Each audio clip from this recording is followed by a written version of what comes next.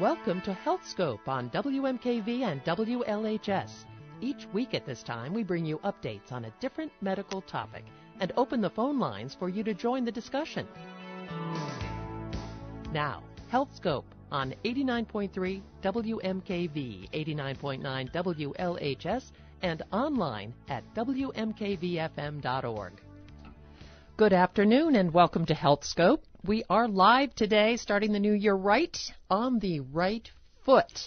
How about that, Kristen? That's good. That was good. Dr. Kris Titko is back at WMKV WLHS, and welcome back. Happy New Year. Thank you. Same to you. Appreciate it. Good. Well, I think it's a perfect show to head back into the new year. Right? Because we're talking about our feet, and anytime you have been here, I learned something new. Well, my goal is to educate. Yes, and we've got a couple of things that we've talked about in the past we're going to review because there's progress being made with some of these therapies. Mm-hmm. And also I wanted to talk a little bit about foot care for winter. Sure. Because that's a little challenging for some of us. And also about wound care when it has to do with a wound on the foot. So let me start and let me dial back just a little bit for those of you. I'm acting like everybody knows you. There's so much. There's so much to cover in 1 hour. But let me give out the phone number because we are live today, and you can call in with a question, 513-772-9658, or toll free, 1-877-772-9658. Kristen has 20-plus years of experience in foot and ankle conditions, treating them, and you have a beautiful office up in Liberty Township. I do. Center for Foot Care. It's at 6770 Cincinnati-Dayton Road. But you've been exposed to foot care your whole life. I have, yes. My father's a podiatrist. He retired about 8 years ago. He did retire 8 years ago. He did. Wow. He's loving it. Loving retirement. Oh, that's good to hear. He loves hear. working and he loves retirement. Good to hear. But I thought I should mention that because 20-plus years, I was thinking earlier today, This is my 25th year in practice. Your 25th. So we're going to change that little number right now. Yeah, I'd like to say I started when I was 12, but that's not true. But you've been exposed to the issues. I don't know how much of Dad's work came home, but certainly what a great mentor to have. Yes, and, yes.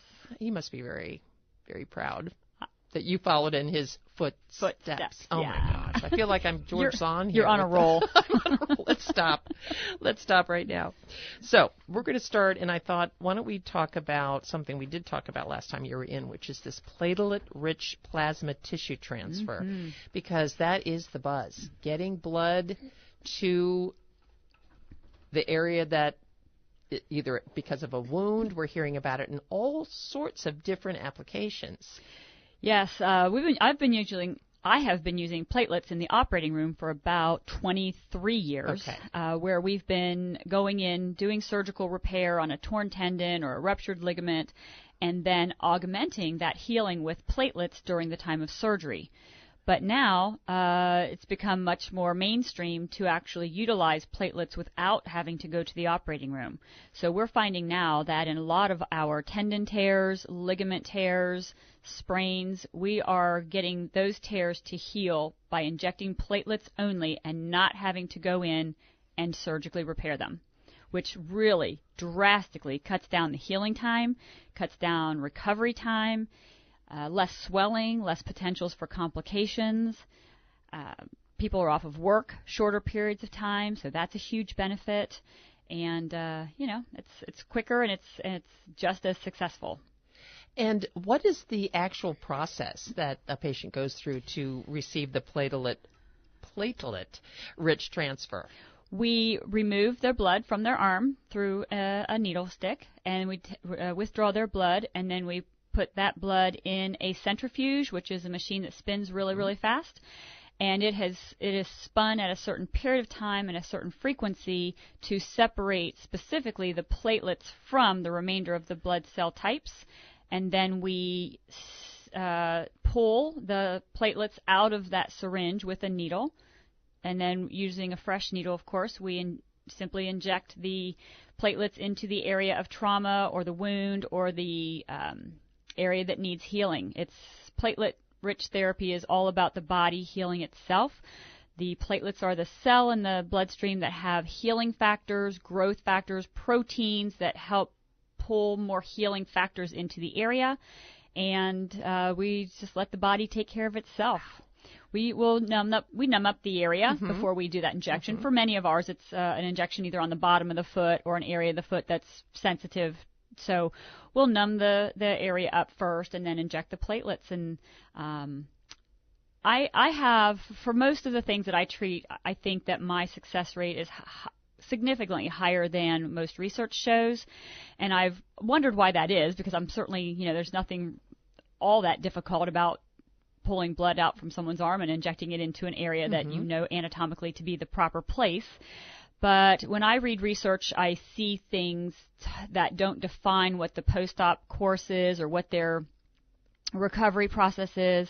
I have had several patients who've come to me after a different physician or other physicians have done platelet injections, and then they allow the patient to walk on their foot. So to me, that does not make sense.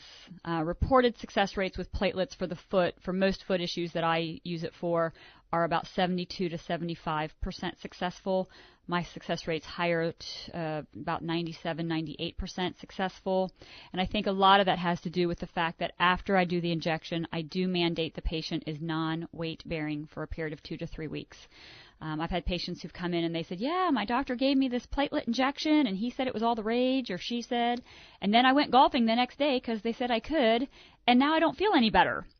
And to me, it just doesn't make sense to inject a liquid into the body on the bottom of the foot particularly, and then let them bear weight, because then the platelets just can't stay where they're supposed to be, right? So I think that's why my success rate is so much higher. I think. I mean, I don't know why else it would be, but I do know that many physicians in town and in this area and across the country are having a lot of success with platelets, and it's exciting because if I can keep somebody out of the operating room and give them the same or better outcome, that's all good for the patient. It's a huge game changer in the medical field all the way around. Yes. And really exciting. Before we started this afternoon, we were talking a little bit off mic about knowing that that a lot of issues with the body sometimes are because of a restricted blood flow, because of an injury. So my question to you was, why has it taken so long? To figure this out. To figure it out and how to make it happen, but just the process. I think it is. And the regulations. Right. And all that. You have to go through some testing, and there's a lot of science behind it. There is a lot of science behind it, figuring out which cell is the most appropriate for wound healing. Where do we get our wound healing factors from? We'll talk later today about stem cell or regenerative cell technology, and that's just a different idea. But is it related in?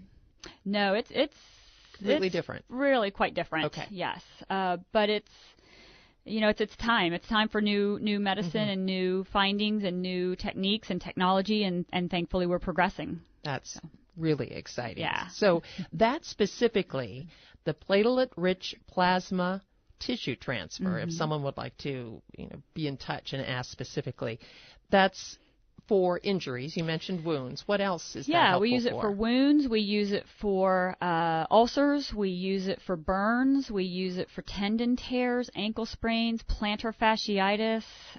So not just, I guess I'm thinking wound, I think of open, some sort of open sore, but not just that. I mean, just closed injuries. For example, we see a lot of patients, mostly women over the age of 40, with a tendon tear in the side of their ankle, either on the outside or the inside of their ankle. And we'll do an MRI or an ultrasound and confirm a tear. And as long as that tear is less than 3 centimeters in length, then the platelets do a great job with that. Wounds, injuries, lacerations, post-op, when I do surgery on someone, we generally will may add some platelet therapy to that just to help the wound healing after surgery. There's a lot of different applications for it. It's very exciting. And I just briefly, you said women over 40 with that tendon injury. Does that have to do with footwear? It has to do with estrogen levels and weight. So the typical person that we will see a tendon tear on the side of the ankle will be a woman over 40 who's slightly overweight or overweight and over 40. So it has a lot to do with estrogen. You're not there yet, but as we age, we lose elasticity in our skin, right? We may develop wrinkles and whatnot. You're beautiful, but as we go through time, we'll get more wrinkles. My grandson was counting the wrinkles in my neck over the holidays. That's not right. Yeah. 1, 2, 3. Wow. Yeah, yes, there you go. Yes. So just a little reality check there, Kristen. Thank you, though. Thank So you. when we lose that elastin in our skin, we also lose it in our tendons. And then our tendons start to fatigue just under the simple stress of walking. And someone will come in, and the typical picture is, one of my ankles is swollen, and it's been sore for a long time. I thought maybe I sprained it, but I don't recall an injury, but it really hurts. And 8 times out of 10, we see a tear in their tendon. Interesting. Okay. So now let's move on to something else that we have talked about before, but it's been a few months, and so things are always changing, I know, and developing, as we just mentioned, with this platelet-rich plasma transfer. But tell us a little bit more about regenerative cell technology, which can help to treat arthritis as well as injuries to the feet. Yeah, so I love this technology also. Regenerative cells, it's different from stem cells in that stem cell technology is strictly taking someone's stem cells from their bone, so sticking a needle into your bone, pulling out your stem cells and injecting them. So we don't do that in our office. We use mostly amniotic regenerative cells, so they're donated from a woman who has given live birth to a healthy child through cesarean section, and then we take those amniotic cells and we use those for different problems, conditions, etc. So the regenerative cells, I kind of explain it this way. In the beginning, there's a sperm and an egg, and they get together, and they form one nose and 2 eyes and 2 lungs and a bunch of hair, and it's all these like little signals that the egg and the sperm are sending out saying, okay, make me some hair, make a nose, make 2 eyes, make 2 arms. And those cells know what to become based on the signals that they're throwing out. So when we take regenerative cells and we inject them into an area of damage, of tissue loss, of trauma, of injury, when we inject them, those cells know what to become based on where we place them. I know, right? It is. It's amazing. It's just so exciting to be able to keep more and more people out of the operating room and get the same or better results without surgery. So we'll use different types of regenerative cells for arthritis. So if someone has has lost cartilage inside their joint, we can inject regenerative cells to help stimulate a cartilage-like growth back into the joint. We use it for fractures. So if someone has fractured or broken a bone, we can inject a certain type of stem cell concentration into that area of bone damage, and it forms stronger bone healing and quicker bone healing. We use it for, again, soft tissue injuries. In some of the cases, similar to what we use the platelet-rich plasma for, but also to repair or create plantar fascia or nerve tissue or tendon or muscle, wherever the tear or the damage is. So it's amniotic fluid? Amniotic cells. Cells. So cells from the amniotic, the sac. Yes, exactly. Fascinating. It is. It's very fascinating. It's advanced technology that's superior than what we could offer even 10 years ago. We've been using stem cells in my office, or regenerative cells, for about 4 years now, but I think overall they've been used probably closer to 10 years. They're definitely a proven track record, and it's nice that you can treat so many different things with it. And I guess it depends on whether it's an injury or arthritis or another condition, but what is, after that procedure's done, the regenerative cell procedure, what is the post-op So that does depend on where we're putting it. If it's in a fracture site, then that fracture site needs to be protected, usually non-weight bearing, for about 2 to 4 weeks, versus 6 to 8 weeks you would need to immobilize a fracture to heal without the regenerative cells. Soft tissue, again, like platelets, we make them non-weight bearing for a period of usually 2 weeks. If we're using for arthritis, then we put them, we allow, because the cells are injected directly into the joint, they're not going to go anywhere. They're not going to get squished out of the way by bearing weight. So we allow them to bear weight in a surgical boot for 2 weeks. And their joint range motion increases, their joint comfort increases, there's less arthritic pain, there's healthier tendons. It's good to see. I suspect in 20 years from now someone will be saying, "Oh, that's old technology," but right now it is the outcomes and the successes and the indications for which we can use it are nearly endless. Wow. You're listening to Health Scope, and we are live today on WMKV and WLHS, and we're inviting your calls. We're putting our best foot forward today with Dr. Kris Titko, and she is with the Center for Foot Care with an office in Liberty Township. Do you still have your Mount Healthy office I do, as well? Yes. So you are dividing your time between the two? I am. Mm-hmm. Okay. And what's the address in Mount Healthy? 7344 Hamilton Avenue. Okay. I had forgotten to write that down, but that's important to know. I know your father, who was a podiatrist, is retired, but you got your new office in Liberty Township, and then the one here in North College Hill. Yes. Yes. Okay. We've got a caller. Okay, I'm ready. So this is great. Hello, John. Thanks so much for calling. You have a question for Dr. Titko? Yes, I do. I'm early 60s, and I was diagnosed through MRI of a slight muscle tear in my lower calf. It's actually kind of slightly above my ankle on the side, but it's, I guess, considered the calf area. I was wondering for it, and it hasn't seemed to improve like I would hope over the months. Is the stem cell therapy, is that something that could be used for something like that? Absolutely. Yes, John. Mm-hmm. Okay. Would that be something you can do in your office, and would insurance typically cover something like that? It is something we do in our office, depending upon the size of the tear and the exact location. I'm not following your description of exactly where, but that's okay. But typically, yes, that's done in our office without having to go in and surgically repair something. And as far as insurance costs and coverage goes, that's something that my staff can educate you on. They don't let me know things like that. Oh, okay. Okay. Well, great. And would that be something that I would have to be off my feet if it were? It's like on the side of my calf, just above my ankle. Yes, there's typically going to be some period of time where you would need to be non-weight bearing on that side. It might be 2 to 3 weeks, depending upon, again, the exact location and the length of that tear. Okay. Great. Thank you very much. Appreciate it. Thanks for calling, John. Thank you. Thank you, John. I was thinking, when you're talking about non-weight bearing, if people are going, "Oh, there's no way I could do that," there are ways to still get around without putting weight on your foot. Yes, absolutely. So since the invention of this thing that I call a rollabout or a knee walker, it's so much easier to get around on. I've also had people use this. It's kind of like a peg leg. It connects to your thigh, and you bend your knee, and so your knee's at 90 degrees to your thigh, and then this peg leg goes down from your knee to the ground.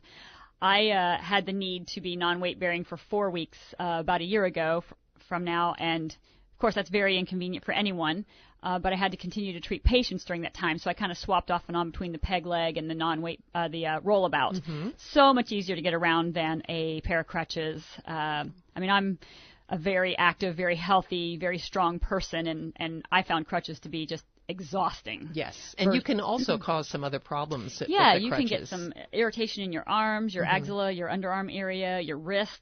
With the rollabout, it's just so much easier and stable. About the only people who can't use a rollabout well are people who have had that knee replaced. So interesting. It's not very comfortable to use a rollabout if that affected knee has a knee replacement. But there's ways to work out, it sounds. Oh, yes. Like to still participate in your life without taking all that time off. Yes. Oh, right. yes. And it ends up being, with one of these other alternative technologies, less time than surgery anyway. Yes. Sounds like. Strongly. So, super. I know you're very excited about laser therapy. Yeah. We're hearing about laser therapy for backs and all kinds of things that are less invasive. Yeah, so the beautiful thing about our laser is it doesn't hurt. There's no cutting, there's no burning. It is, again, similar to some of these technologies, it's about stimulating blood flow. And so we can stimulate blood flow to an area that needs just that. And it might not be just platelets, it might be their full whole blood that they need. Typically the laser is going to be slightly less expensive than the platelet therapy. And we'll get really great results with our laser depending upon, how compliant people are with other things that need to do an adjunctive. For example, one of the most common things we use our laser for is plantar fasciitis.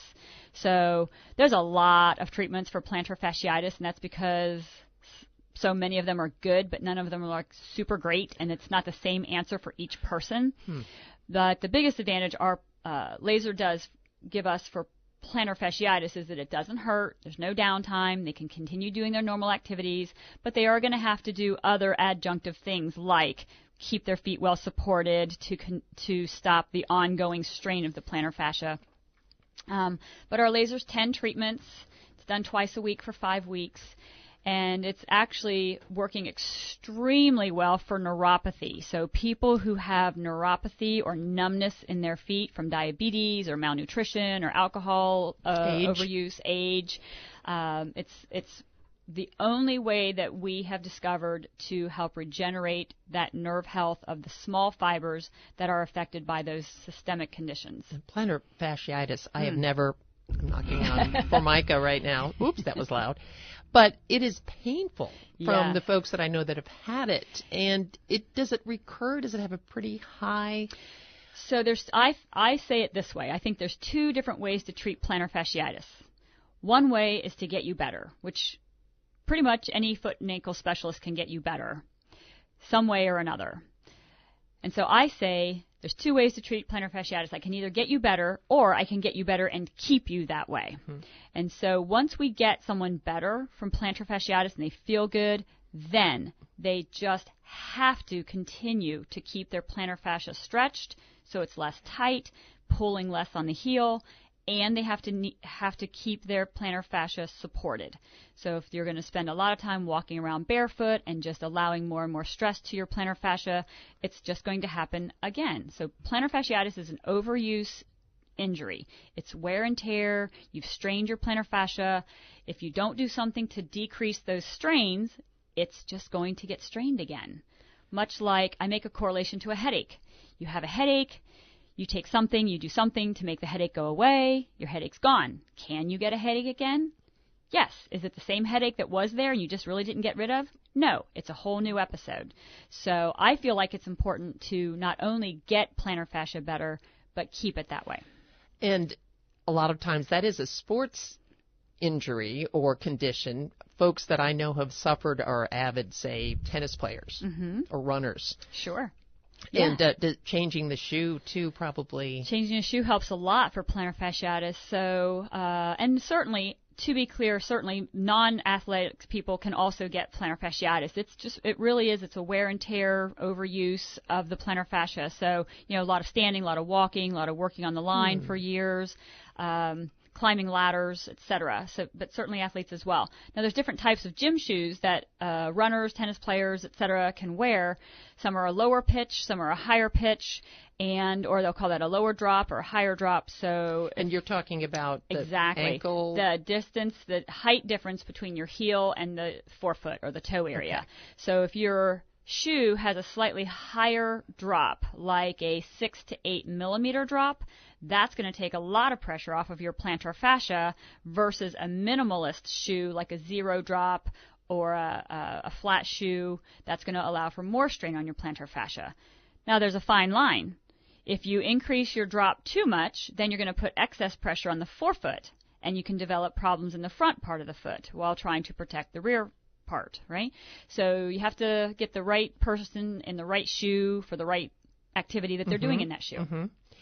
And is that something that you and your office can recommend? Do you talk with patients a little bit about shoes? Because I'm sure you're hyper aware of what people are wearing on their feet. I am sure. I am hyper aware, and I'm also more aware that people are looking more and more at my shoes to find out what I'm wearing. I did that the first time I met you, and you had those gorgeous Clarks on, I think. Which from now on, or since then, I really just look at about 3 different brands that I know are really created with foot health, I guess, and comfort in mind. And you may have to spend a little more money, but there's so many great discounts online and things like that. But also in the long run, you can buy 3 pairs of crummy shoes. Right. And take that money and get a good pair of shoes. Correct. I think.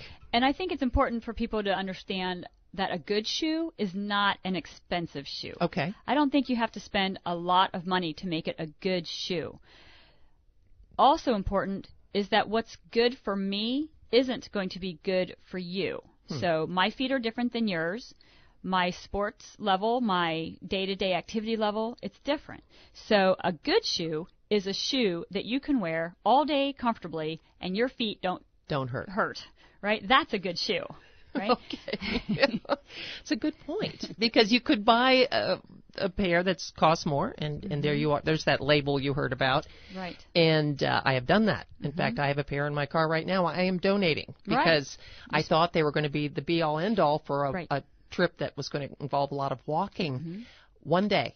Couldn't put those shoes back on. Yeah, you know, people will say, well, what about those nurses' shoes, those shoes that nurses wear? What about this sandal? This has got a big name. Or, you know, there's a couple of companies right now who really have a big, high-powered advertising ad going on, and they think that's the shoe. Well, if there was just one great shoe, then only one shoe would be on the market, you know? Yeah. So I don't make specific shoe recommendations to go back to your original question, but I do talk to people about where to go for shoe shopping. And unfortunately, online is not one of the ones I recommend. That is, I appreciate you bringing that up. I mentioned that, and then I agree with that. I don't even know why I said that. I guess I was thinking more in terms of pricing, which you've just blown that out of the water. That it doesn't necessarily mean you have to spend a lot of money to get a good shoe.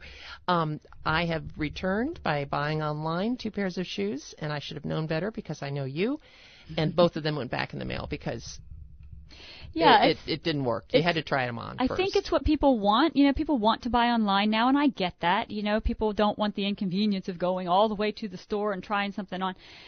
But if you're going to a shoe store where they know what they're doing, you are going to leave there with some shoes that you can wear instead of wanting to return or needing to throw away or... You know, and the other key, I think, too, when it comes to shoe shopping is you have to go do your own shoe shopping. You know, I have several patients who said, well, my mom got me these shoes or my husband bought me these shoes. I'm like, well, where were you? You know, That's a good thing to bring up after the holidays because, shoes can be gifted, of course. Sure. Yeah. But, you know, your comment about not buying shoes online has stuck with me, except I had a gift card. And I could only purchase something online. So that's why I was saying, well, maybe I could go this route. Yeah, it's worth a try. And it was a fail. Yeah, well. In both, and I lost the shipping money. So that was the sad part of it. I know. So, good advice. I didn't follow it, and it was a fail. So if that's a word to all of you who are listening. We are live today, and I'm talking to Dr. Tristan. You know, I know someone named Tristan. I apologize. I like that name. Yes, but your name is Kris Titko, and she is with the Center for Foot Care in Liberty Township, and there's also a location in North College Hill. Their website, by the way, is CincinnatiFootCare.com. You can't get any simpler than that, right. Easy to remember. And we will be right back with 30 more minutes of conversation about taking care of your feet. The views and discussion expressed on this program do not necessarily represent those of the hosts of the program or of WMKV Radio, Maple Knoll Communities, WLHS Radio, the Lakota Local School District, or its staff or management. Discussion of specific points and general topics on this program are not meant to be taken as specific professional advice. You're listening to Health Scope on the Maple Knoll Radio Network this afternoon, and thank you for being here and listening. Dr. Titko is here. She is with the Center for Foot Care in Liberty Township. If you have a foot or ankle condition and you have a question, give us a call and ask Kristen, and she'll do her best to help you and send you in the right direction.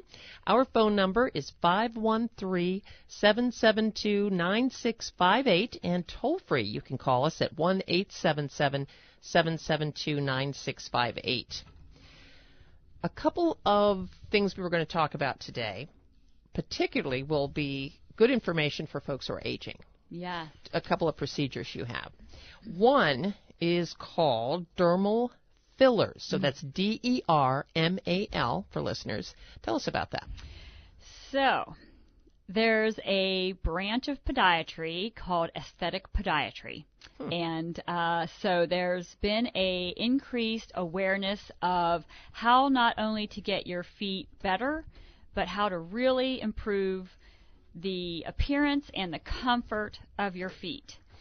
One of the things that we've been doing is using dermal fillers for people who have lost fat pad in the ball or the heel of their feet. Now, this is a normal occurrence that happens with time. You know, when we're born, we have little fat, pudgy feet. You've seen your grandkids' feet, you know, your kids' feet, they're little balls of fat, right? But over time, when we're walking, over years and years and years, we actually break down that fat pad that's in the most weight-bearing parts of our feet, the ball and the heel.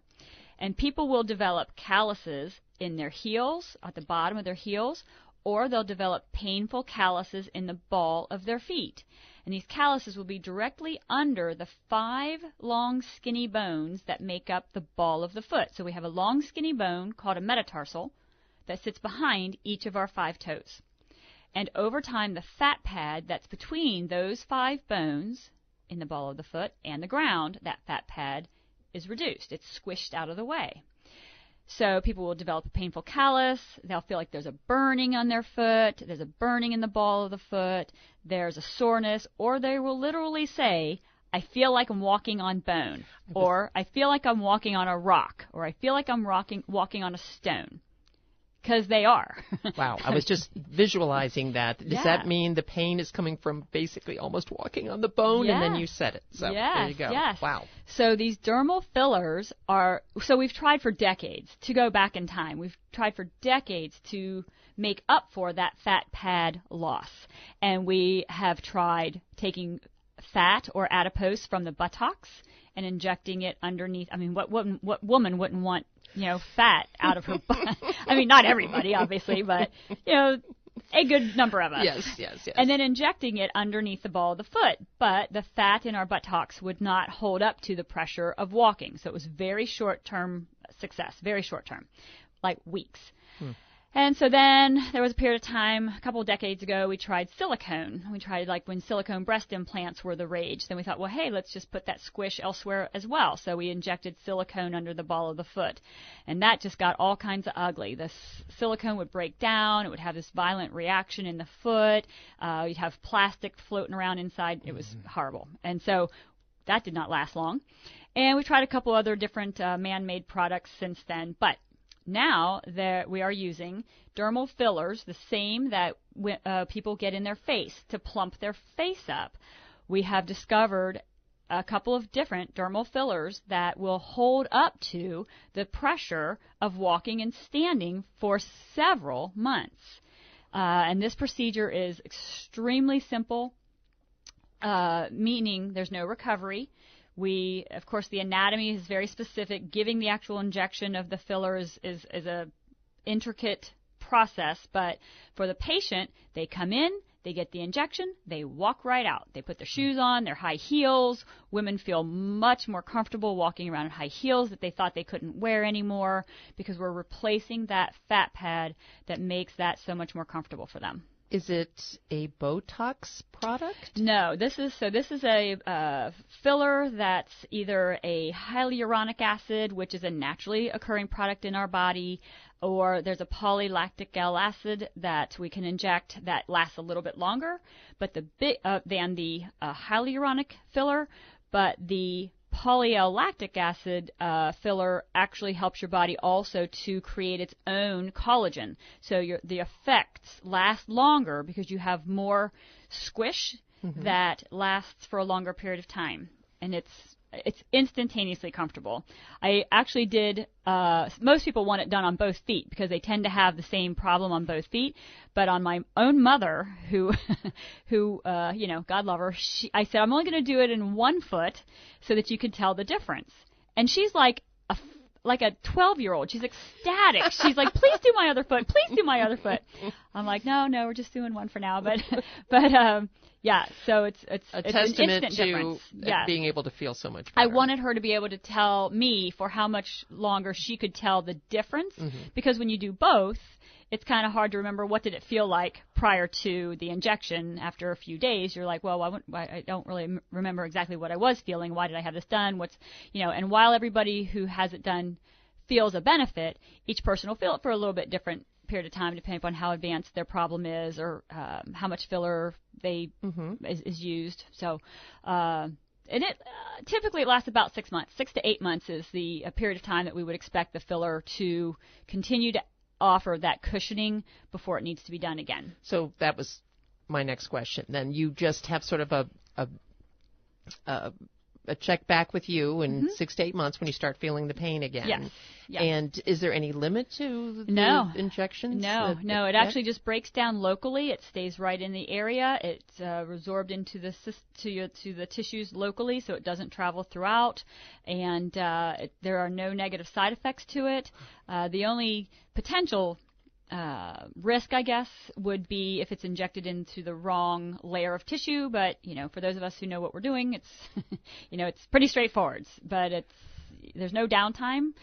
Women will come in wearing these high heels and they limp in and they just walk right out. And men who stand at the line for a long period of time or do a lot of climbing up and down, squatting. We treat electricians, carpenters who do a lot of squatting on the ground and kneeling on the ground with that filler. It's game changer, it sounds like. It's game changer, yes. That's exciting. We are flying through this hour, and I want to make sure I get the phone number out again because we're talking about some really exciting new and fairly recent ways of treating some foot conditions that probably just about all of us are going to experience at some point, just through aging, etc. One of the things, I'm sorry, you wanted to give the number out. Go ahead. Well, I will. 772-9658, area code 513. Call us. Dr. Kris Titko is here live, and we can answer some questions today. I wanted to say something else, too, about the dermal filler. In addition to all the other products that we had tried prior to inject, we do, and still do, have made orthotics for people. So we can make an orthotic, put it in the shoe. The orthotic can be kind of a squishy, softer material so they're more comfortable, and that can be very successful.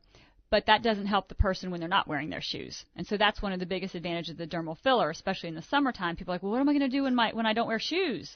And so that's another big advantage of the dermal filler is that it's there all the time. Can I ask a quick question? It wasn't really on our plan today, but... It's your show. Oh, that's true. I'll ask anything I want, darn it. That's right. These highly publicized gel foot or shoe inserts, again, that's over the counter. There are some ways you can kind of figure out, I guess, which one is best for you. Do you suggest maybe trying that route first? I think that if bringing one into you in an appointment, perhaps. Or just trying it out. I mean, it's going to be one of your cheapest options, right? Because you're going to get it over the counter. It's probably going to cost you somewhere between $20 and $40 or so, I guess. I've never really priced them, but probably somewhere in there. And so that's quick, it's easy, it's relatively cheap. And if someone just needs squish, great, right? If it helps them, super great.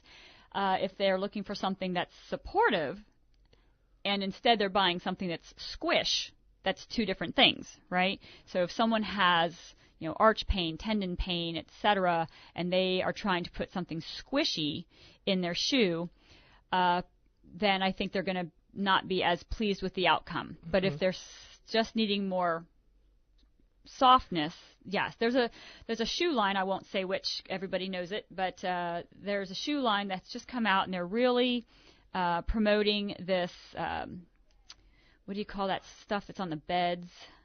Mulch? Memory foam. Memory foam. No, mulch. I love it.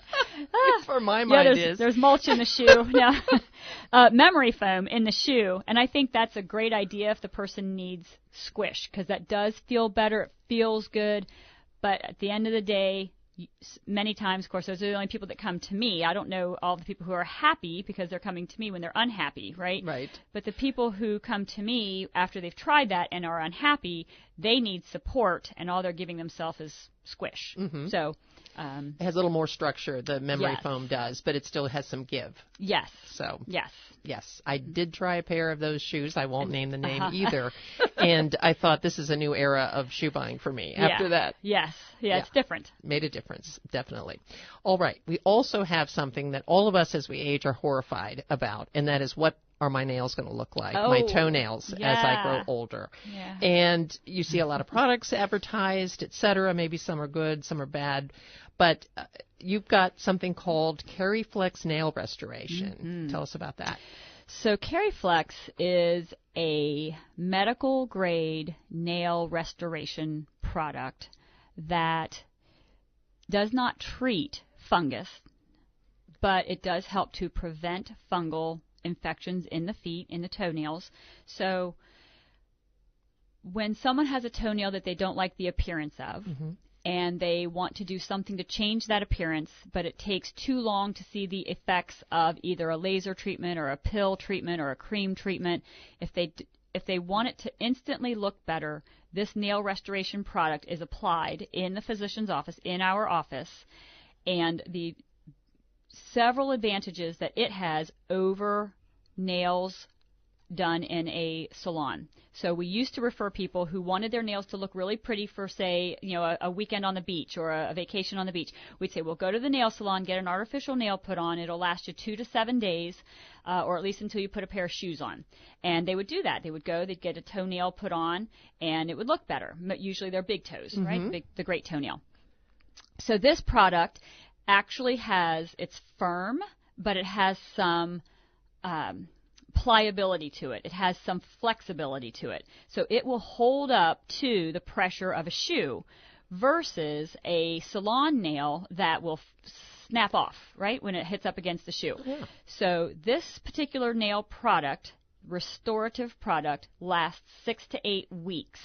And people can do their normal activities. The only thing that it hasn't proven to hold up to is a high endurance runner. So, there's just a lot of trauma inside a shoe when you're a runner. But this nail restorative product will last 6 to 8 weeks. It's beautiful. You can paint your nail. You can remove the polish, paint it again, and it's instant. And then meanwhile, while you're treating the underlying condition, and their nails can look better until their nail is better. Does that make sense? Yes, and that's what I was going to ask. You don't want to just switch out and not address, I suppose, if there's a fungal issue. Right. You don't want to just switch it out for the nail restoration and not address the problem. Right. It just you can have your nail look better while it's getting better. And then this product also, another advantage that it has over typical salon gel or acrylic nails is that it has a watertight seal, so absolutely no fungal infection can occur under it. And it will not, you can bathe, you can shower, and water will not get under this nail, which is different than that product which you'll get at salons. Right, which would be like an acrylic. Correct. Acrylic or gel. Or gel nail. Yes. Gotcha. That is a huge game changer. Yes, it's funny. In the summertime, we have a lot of people who want that done in the summer because of their summer sandals, etc. Weddings and events, exactly, etc. Beach vacations. The key to remember to treating fungal nails is that it's not going to get better overnight, right? So most of the treatments that we offer or that are available to treat fungus toenails is going to take 9 to 12 months to see the difference. So please don't come to me in May and want your toenails to look good in July if you don't want the CariFlex nail product. If you just want to treat it, it's going to take some time. I can't do it in 2 months. Okay. Good information. Really good information.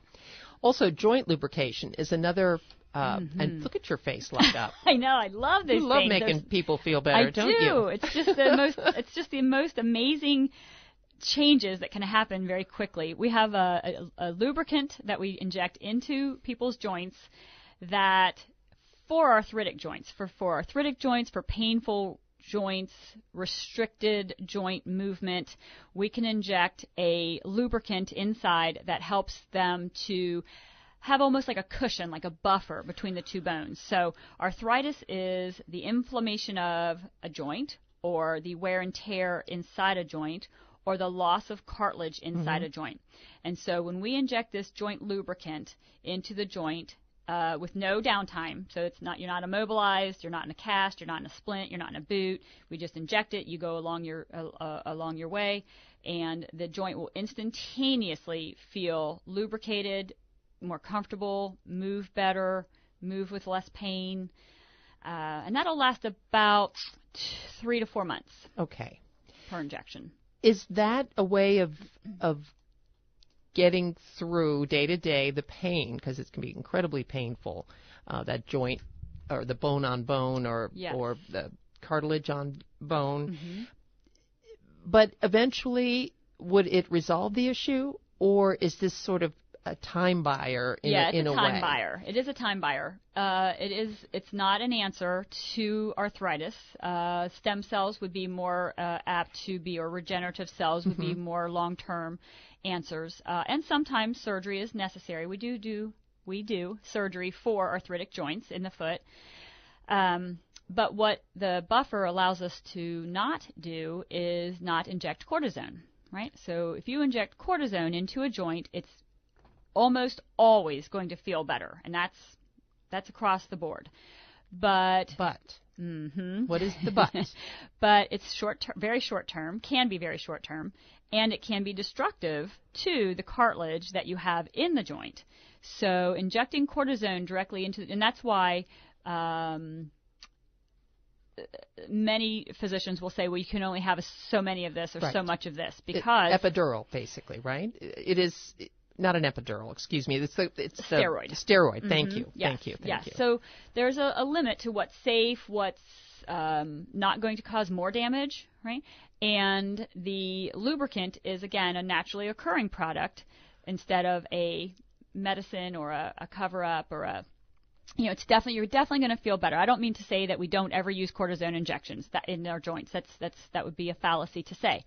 There's an indication for that, for sure.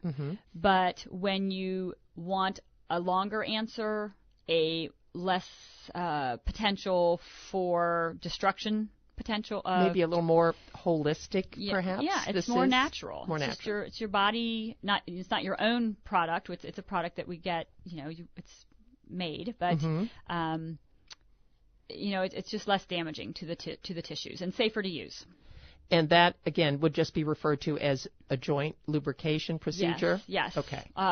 Some people call it a lube job, but I think that's a little suggestive. So we just call it a joint lubricant. Okay.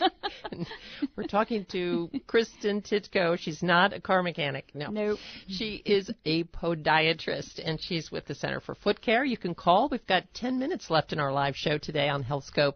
And call in and ask your questions of her. We're putting our best foot forward today as we welcome the new year on this first HealthScope program of the year. Let's talk a little bit, 772-9658, that's our phone number if you'd like to call, about Botox and how you use it in treating foot and ankle conditions. Right. Is that nuts? I mean, Botox, right? I think it's funny that we're just using it in the feet now, but we are, and it works really well. Head to toe. So Botox in my world is used for excessively sweating feet, and it is very successful. It gives the patient a good 6 months worth of non-sweaty feet. And this isn't for someone whose feet sweat a little, because we all sweat a little. We all need to sweat to some extent, our feet. But this is for people who, when I'm looking at you, I can see water on your feet. Okay. I have patients who have told me that it feels like their foot is slipping around inside their shoe because there's so much perspiration that they literally are slipping around inside their shoe. Does that that condition have a name? Hyperhidrosis. Okay. Is the name. And it's usually, it's usually not just your feet. Your hands are sweaty, your body's sweaty, your underarms are sweaty, but we can only treat the feet in my world. So we inject Botox into the bottom of the feet after numbing the bottom of the foot, and it's an in-office procedure, and it will give instant change to what can be very embarrassing. It can be very embarrassing for people to have sweaty feet or to have the odor that can be associated with sweaty feet. this is the way to address it. And I would think, too, if you had that condition, you might be prone to some other infections, perhaps, or other skin conditions, perhaps, that maybe. if you're not wearing breathable shoes, socks, etc., yeah, that could just be horrible. It is. It's very embarrassing, and they'll develop fungal infections in their feet because they're so That's moist. what I guess I was getting at. Yeah, they'll develop fungal infections, and those need to be addressed. And then fungal infections will lead to bacterial infections, which leads to odor, and it's very embarrassing. And there's answers. I just want people to know that there are answers. And solutions. Yes, there you go. And we have someone seeking an answer. Anna is on the line with a question for Dr. Titko. Hi, Anna. Hello. I haven't been listening to the entire program. I just tuned in, and I think the last 10 issues you mentioned, I have them all. But the one thing I wondered, do you have any suggestions for treating carpal tunnel? So carpal tunnel is a condition in the wrists. Yes. Yes. So I'm a podiatrist, and I only treat the foot and the ankle. Okay. Well, I guess that answers the question, and I have your phone number for the other things that I've listened to you suggest. Thank you. Okay. Thank you, Anna. Yeah. Thanks for calling.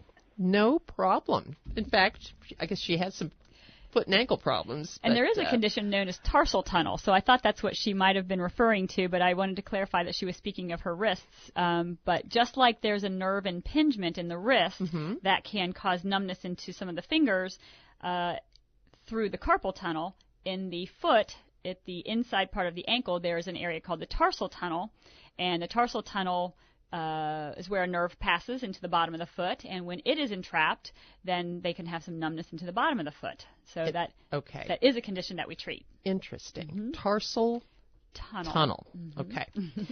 But going back to Botox again, and the safety of it, of its use, the effectiveness of it. What exactly is Botox? What is it made up of? Botox is made up of a botulism toxin, but the way it works in the foot is that it blocks the nerves from going to the sweat glands.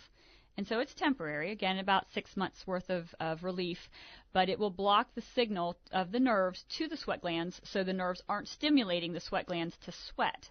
And then the product breaks down by natural processes and is resorbed into the body completely safely. There is, other than giving too much Botox, which of course we're very regulated how much we give, it is an extremely safe and effective solution or answer to an ongoing problem. Excellent. Now, we only have about 2 minutes, according to my engineer here, 2 minutes, so not probably enough time to make a phone call. But just quickly, give your address, the addresses of your 2 locations, your phone number or email, however folks can reach you. Sure. You can reach us at www.cincinnatifootcare.com. My name is Dr. Kris Titko, and we have a website that people can contact us through for an appointment, or they can call us at the office at 729-4455. And we have an office in Liberty Township at 6770 Cincinnati Dayton Road. And we have an office in Mount Healthy at 7344 Hamilton Avenue. And you can online schedule an appointment. Yes, so you can go online. You can ask. You can't schedule it directly from there. I'm not that savvy yet, but you can request an appointment, and then we call you right back the next business day, and we help you schedule that. And we treat everything from mid-calf down. So whether it's skin, nail, muscle, ligament injuries, diabetes, we do a lot of diabetic foot care. I'm a high endurance athlete myself, so I treat a lot of high endurance athletes who are nuts, but that's another show. It's totally another show. Men, women. I'll even let men into my office every once in a while. That's what I like to say. So men usually get dragged in by their significant others. They're, honey, come on, you have to go. Quit complaining. Quit complaining. That's what I get. Now, there are so many other topics. We want to talk about wound care. You need to come back. I would love to come back. Wounds and how tricky it is to heal a wound on a foot that you have to use every day. Yeah. And also, I was very interested, too, and that will have to be an off-site how's your marathon season looking? Marathons are looking good. Yeah, I was wondering what you're preparing for this year. This year I'm going to try my best to qualify for Boston at a marathon in Utah. So fantastic. Wish me luck in June. Absolutely. Thank you. I appreciate that. Especially being off your feet for 4 weeks last year. Yeah, last year I took a pretty good injury when I was running. I had a very significant injury, and thankfully I know what to do about it. So yes. Oh, thank goodness. So Boston would be a first? I did qualify 3-4 years ago. Okay. And so I'm hoping to qualify again this coming year. Oh, what a great goal. Yeah, thank you. Keep us posted. Thank you, I will. Thank you, I appreciate it. I've been speaking with Dr. Kris Titko with the Center for Foot Care, 2 locations here in Cincinnati, and always learn so much. And there's so much changing. It's very exciting, and right. I'm excited for you. Thank you. Thank you so much for being here. Health Scope, you can hear this edition of Health Scope on Wednesday morning of this week at 5 a.m., and you can hear it anytime at your convenience. It will be on our website at WMKVFM.org as a podcast. Thanks so much. You've been listening to Health Scope on WMKV and WLHS and streaming around the world at WMKVFM.org. Join us each week at this time for a discussion of the latest in medical technology, issues, and topics on 89.3 WMKV, 89.9 WLHS, and online at WMKVFM.org.